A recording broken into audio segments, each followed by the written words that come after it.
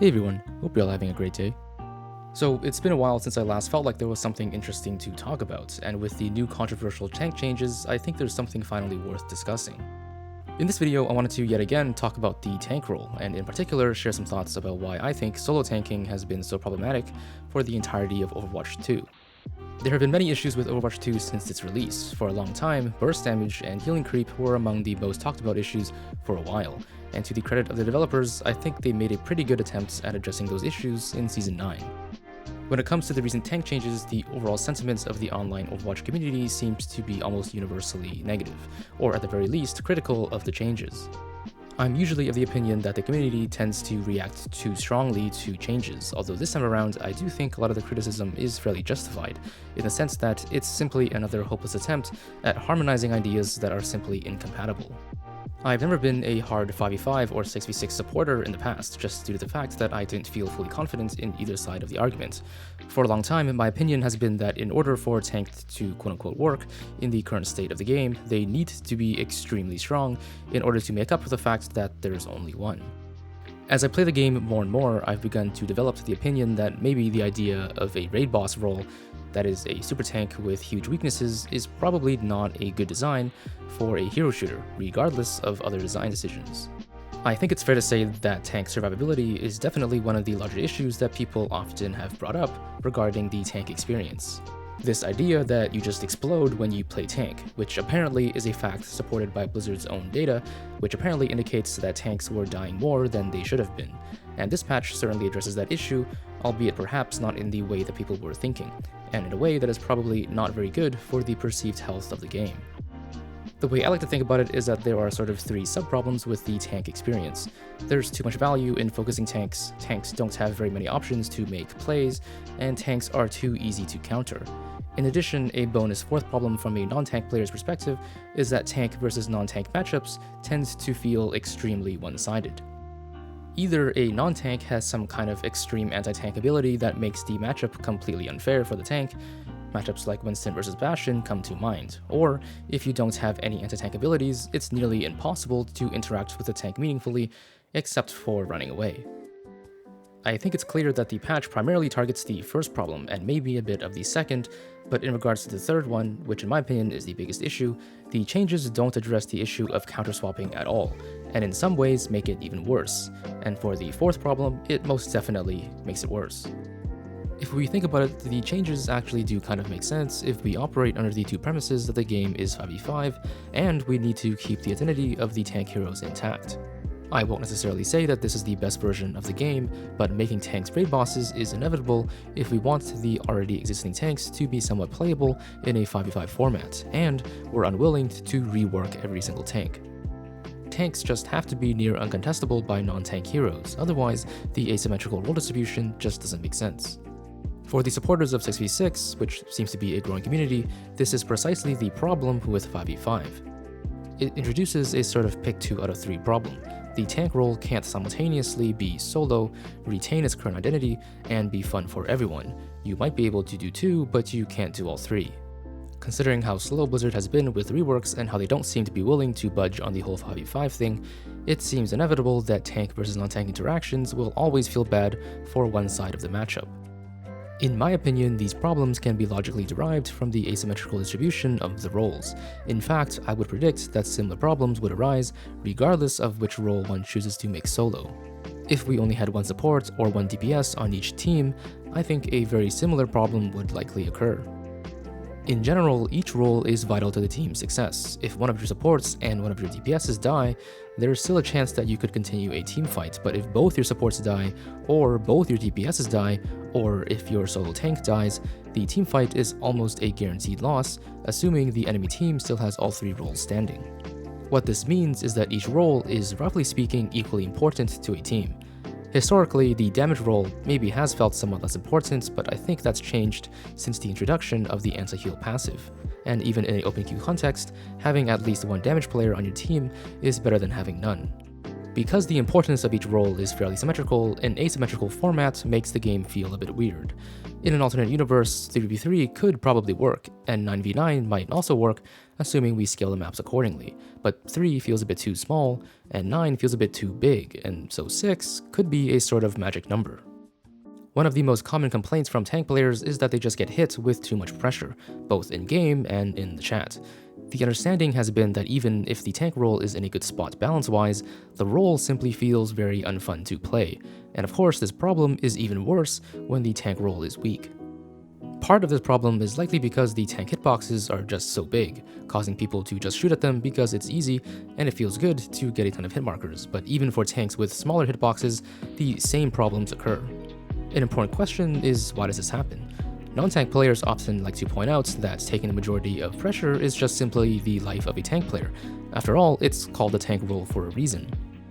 Most tank players probably understand that of course they're going to be absorbing most of the pressure, since after all they're the ones with more health and more damage mitigation, but even if we can understand this, there's still something uncanny about the tank experience in Overwatch 2. Regardless of whether or not the tank is underpowered or overpowered as it is now, the game just doesn't feel quite right in terms of its competitive design. Fun is of course ultimately a subjective thing, and so I think the best way to put it is that the kind of experience offered by the tank role right now is simply not the kind of experience that resonates with most FPS players.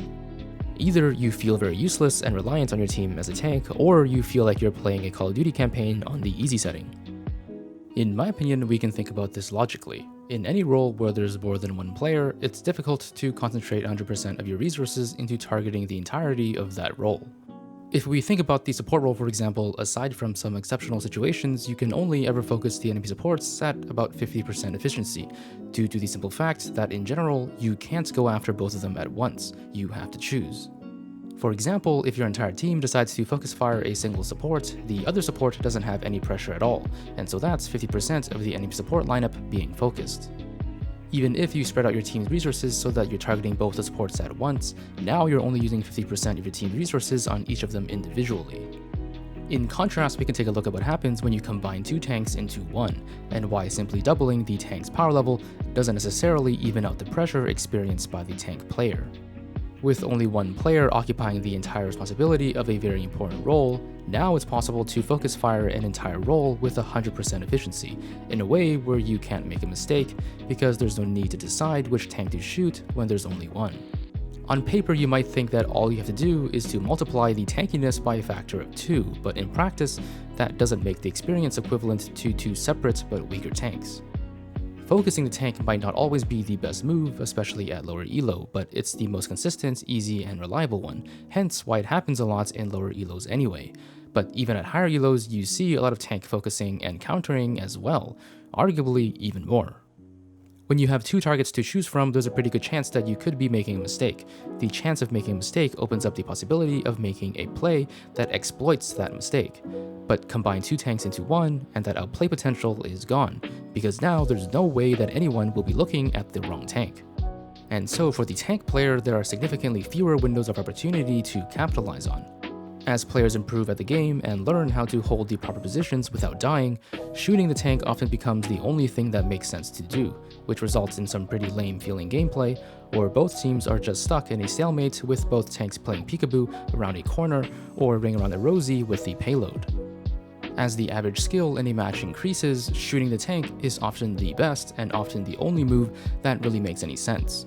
Because you can focus 100% of the tank role with 100% of your team's resources, and it's the only role where that is possible, and every role is equally as important, the tank role is always going to be a major target, regardless of their strength, hence why counter-swapping disproportionately affects the tank role, and why it's not just a tank design issue.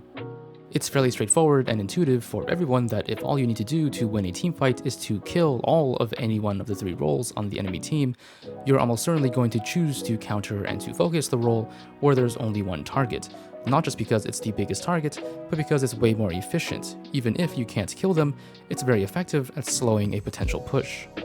And increasing the power of the tank role only makes the counter-swapping problem worse, because as you slowly increase the power of the tank role beyond 33% of a team's resources, the effectiveness of targeting that role increases as well. It's just that shooting them gets more and more tedious for everyone else, including for the tanks. I think part of what makes tank feel so weird is actually precisely because they're so strong. When you play tank, it sounds like being overpowered would be fun, which it sometimes is, but not really, because remember, there's also an enemy tank that is just as overpowered as you are.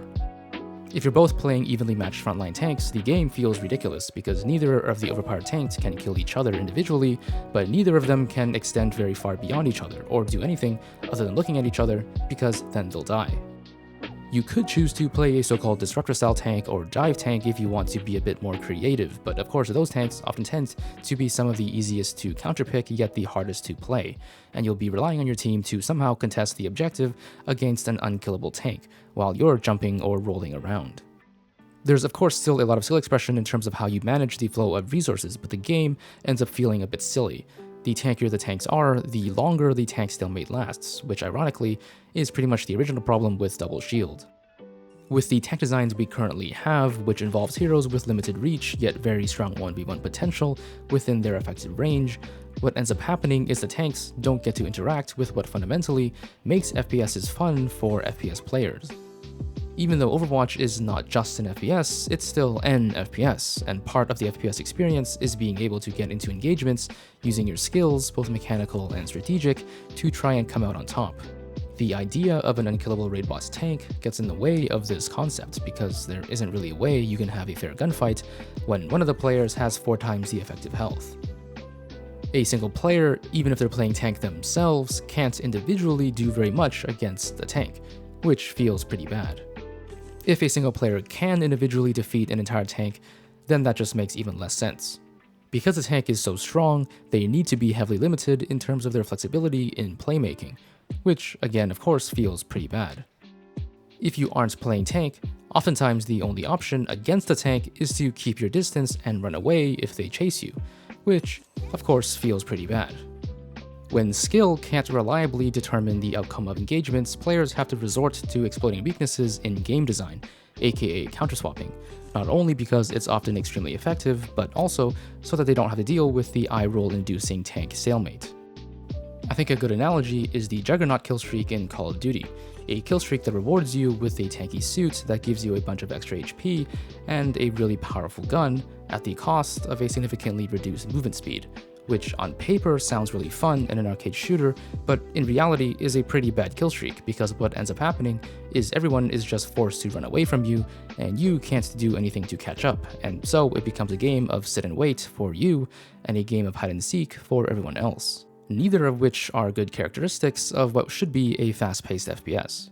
In Overwatch, there is essentially a permanent juggernaut. You would think that with tankier tanks, the obvious choice would be to not focus the enemy tank, which would be true if all the tanks did was mitigate damage, but in Overwatch, tanks are also fairly good at killing things within their effective range, and as a result, the Giga tanks we now have are nearly uncontestable, yet unignorable, which means that you now have to focus them even more than you did before. It's just that now it takes longer to make any progress. The tankier the tanks are, the more time you need to spend focusing them down. The longer you need to spend focusing them down, the less interesting the game feels. More and more, Overwatch is becoming a game where there are less interesting problems to solve and just more things to do. One way I would put it is that the game sometimes feels like a long commute to work. It's technically a problem that you need to solve, but one that is boring, uninteresting, repetitive, and one you would rather have less of, not more of. To be honest, I don't have a solution. I understand that it's lame to talk about a bunch of problems and then not give a suggestion for how things could be better. It's not necessarily that I don't want to give a suggestion, it's just that I don't think it would ultimately result in anything productive, at least not now. I know a lot of people probably want me to outright say that 6v6 is obviously the solution to all these problems, and there probably is a world in which it is.